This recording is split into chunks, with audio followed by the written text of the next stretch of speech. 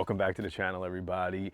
Winter is over, it is spring. That was a tough ass winter, it was brutal, and I'm really glad we're here. We're actually gonna start it off with something I don't normally do. Now, if you watch my channel, you know I'm a big smoker guy, but I spent a lot of time over the winter going over reviews, comments, questions, emails, and everything else from my website to YouTube to Instagram. I realized a lot of people keep asking, are you ever gonna do anything with propane grills and natural gas grills, or is it only gonna be smokers? And I realized, a lot of people, even though they might have pellet grills and other smokers, most of them still have propane grills at home and probably use them more than not. I reached out to Monument Grills. They were nice enough to send me 2 of their propane grills, which I'm really excited about. So we have the one we're going to be going over today, which is the Mesa II. This is the brand new Part 2, Mark II of the original Mesa, which is a huge, huge seller. It is in the budget propane grill category, and I think you're really gonna like it. And then we're also gonna be doing a review next week or the week after on the Big Bad Denali, the Big Bad Brother, which I really, really love. We got 2 really good grills to go over, and then of course we're gonna get to pellet grills and other things going forward. So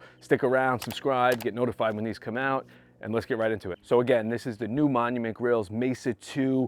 It is absolutely beautiful. There's a lot of changes from the first one, and a lot of things I think you're really gonna like, so we're just gonna get into it. Again, this falls in the budget category, so you're talking around the $300 to $400 range of propane grills. Now they're all pretty similar, and on paper they all sound great, high BTUs, solid builds, the whole nine, but what it really comes down to is how well do they cook. We don't care about all the flashy features. We're looking to cook for our families, and we want good food. So what I'm gonna do today is I'm actually gonna test this on a cook. We're gonna do a reverse sear of a nice steak and just see how everything works. How do these different parts work? Does it heat up like they say it does? Does the sear zone work really well? They call it the broil zone.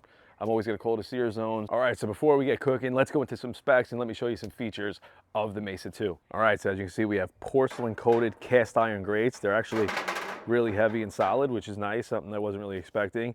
You also have the warming zone, and what they did that's really nice is they made it flip up and get out of the way. So if you don't need it, you can keep it there.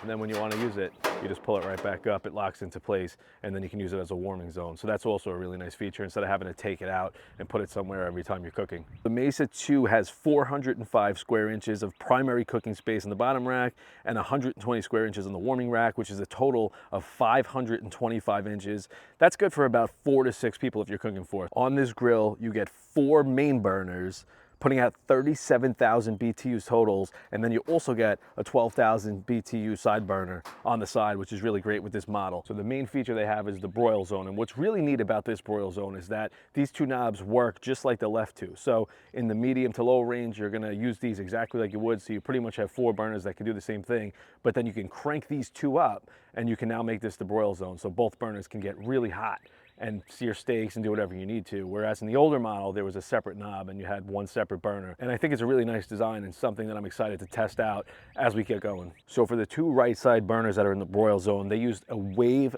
pattern wide stainless steel frame on each of them. You can see it's a little different than the other 2 on the left. And that's supposed to distribute the heat more evenly and direct the heat upward. So that's really gonna help you when you're looking to sear a nice steak, get those wings crispy, get those burgers all seared up, whatever you're looking to do. These are supposed to be really, really good. So we're gonna test that out again on the steak that we're gonna get cooking shortly. All right, so as I said, there are 3 different models to the Mesa II series. There's the 415 BZ that we have here, there's the 410, and the other model number, which I'll put up here because I actually forgot which one it is. So this one has the 2 doors on it, and so does the model under. The lowest model, that's gonna actually just have legs on it, so you're not gonna get the storage here. You're also not gonna get the side burner on all of them, so again, I would check out the website, see which one you like, what's gonna fit your needs. Not everybody needs a side burner, not everybody's gonna use it, but it is really nice to have when you wanna just heat up some sauce, when you're making some ribs, or you wanna melt some butter, or whatever it is you're looking to do, get a pot going, boiling water. It's nice to have it, it's there. You could also put a cast iron pan on it, which I really like to do, and get some steaks seared up on that as well if you don't want to use the infrared system or the grill's just packed out with something else. So it's just a really nice to have, but again, not everybody's gonna need it. All right, so one more thing about this grill is they say that it can reach 500 degrees within 5 minutes. So what we're gonna do is we're gonna fire it up and we're gonna time it and we're gonna see how it goes. Let's do this. All right, so what we're gonna do is we're gonna get them all lit and then we'll start the countdown. So we're just gonna hold it in till you hear the propane come out for a few seconds, click it right over and it lights up. So there's no push button on this one. You go right on. And these actually, they're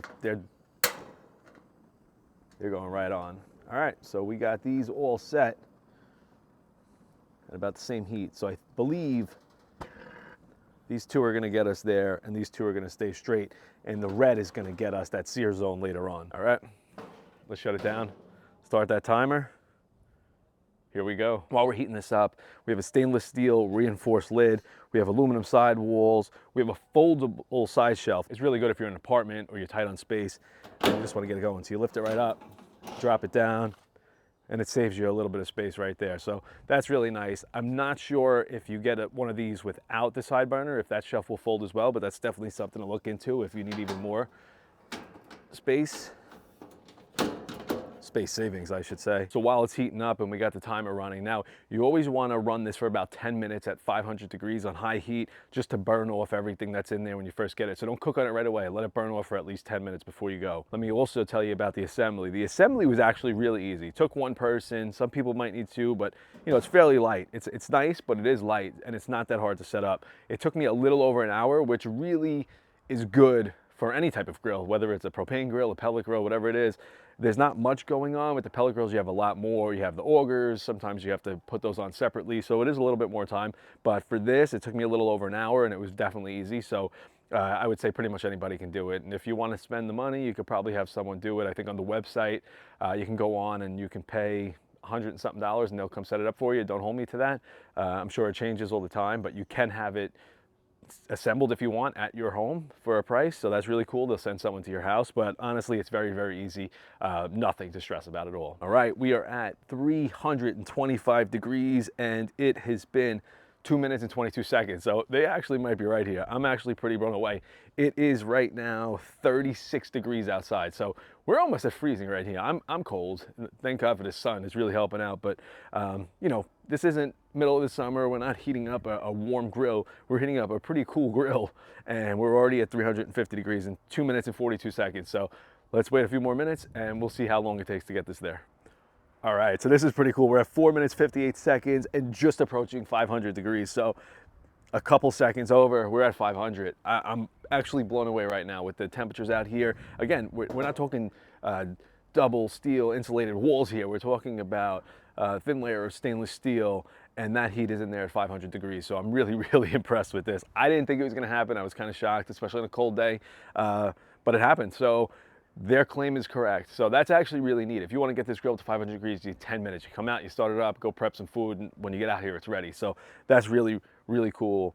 And something that I think is going to be a selling point for a lot of people, because I know a lot of other grills in this range claim they get hot quick, but from what I've tested and what I've seen, they do not. So this one actually holds its claim pretty well. Good job, Monument Grills. All right, so while this is burning off, it actually feels really good right now. I don't know if you can see the steam coming out of my mouth, but it's pretty cold, and this is now nice and warm, so I feel good. So we'll let this burn off, and what we'll do is we'll talk about some of the features that are new on this and some of the things that they got rid of for the V1. So one thing that I was kind of shocked about when I saw it and when it came and I was putting it together is that the V1 had LED knobs. Now, obviously that's just a fun thing to have. It's nothing gonna help out your cooking or anything like that, but you know what? When those LED knobs light up at night, it is really cool looking. So I kind of am a little bummed they got rid of it, but I do get what they did. It also used to have, I hope you can see it over here, on a lot of the grills you have the see-through window, which I personally love, and it's not on many grills, but you can see right in there, so you don't even have to lift the lid. You can see right in when you're cooking, and this one used to have it as well on the V1. The V2, they got rid of it. So really what they were looking to do here is work on the performance of the grill and get rid of all the nice things that, you know, probably cost a little extra to make it. So they kept the price down, but they did add a lot of features that definitely are gonna increase your cooking overall. So that's really neat. Some of the things they added, you got the folding shelf again, you do have the side hooks. Now with the side hooks, what's cool is they are removable, so you can take them out and there's spots all over that you can put them in. They also, so it's gonna come with two, but they also have like a garbage can holder that you can put on the side of it.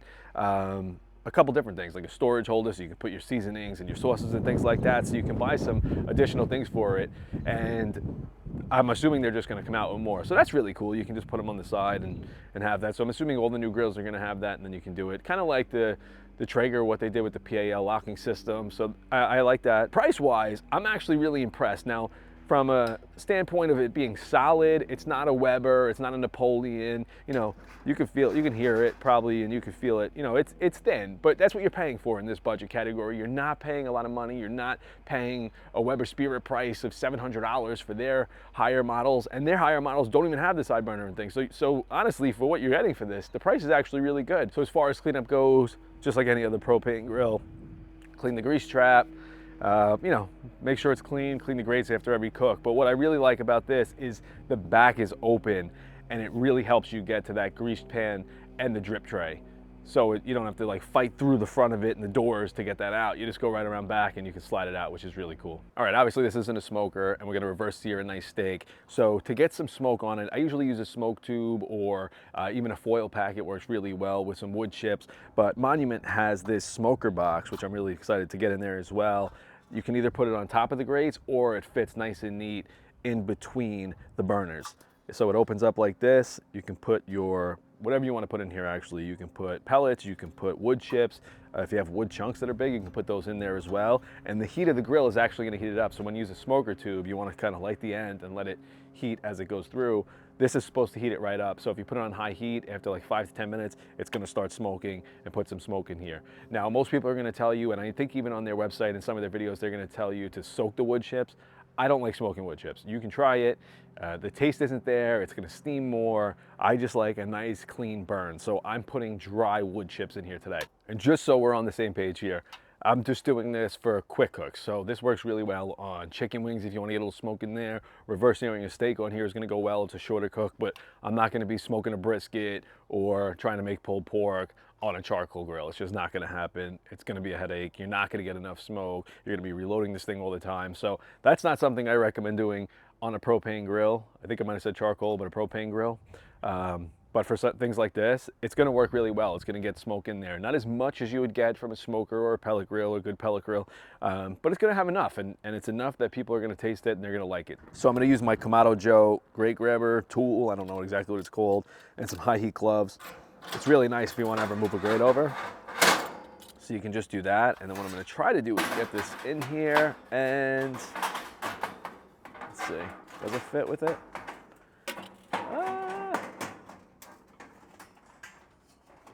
Looks like it might, so I think we can put it there. We'll crank those up to high. We'll let it run for a little bit. All right, so I think that might work. Let's see what happens here. Like I said, you can also put it on top so the flame just goes right into the bottom and heats it up and smokes, but they say this works just as well, and it keeps your grates clear. So I really do like this one compared to a smoker tube that you have to put on there. So let's crank this up a little higher, and we'll see if we can get that smoke going. All right. Looks like we got smoke, which I'm pretty excited about. So I think you can see right here, we got smoke going. We're about 500 degrees, usually when it starts smoking. So what I'm gonna do is I'm gonna lower this down. We don't want it to light up in flames and burn, because then we're gonna get rid of all our smoke before we even get the steak on. So I'm gonna lower these two, which is gonna lower the temp overall. It's gonna smolder a little and get some really nice smoke on this steak. All right, let's get this steak on. So we got a beautiful, about 1.5 inch ribeye that we're gonna put on. We're gonna put it right on this side again.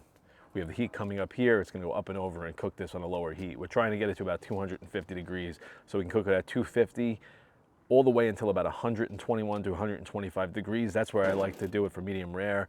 I do it a little different. I'm gonna rest it for 20 minutes before I sear it, so this doesn't let that carryover just continue when people start to sear it and blast it right away. I like my method a lot better, so we're gonna do that. And you can see the smoke that's coming out of here. So I'm really excited. Let's see how this thing cooks. We'll let this run. I'll keep temping it, and then we'll come back when we're at that 121 to 125 degree mark. All right, so we rested these to about 125 degrees, maybe a little more. Apologize in advance, the kids are home. And usually they get here the second I'm about to cook and blow my temps, but I think we're pretty close. So let's test this out. Let's see how this Broil Zone works with this steak that's been resting for about 15 minutes. I do have the smoke box still in there. I forgot to take it out. Not a big deal, but let's see what goes on here. I'm probably just gonna put it right over one of them, actually. Let's see how hot we can get this. I want flames. I wanna see. So we're gonna do 45 seconds, maybe to a minute each side. We might do it one more time to flip over. We're gonna shut it and see how this works. So I hope you can see this in the video. I mean, that is a really, really nice looking sear. I hope you can see that. Wow. Yeah, that looks beautiful. I'm really impressed here. Overall, I am just really impressed with this little grill and how well it's done.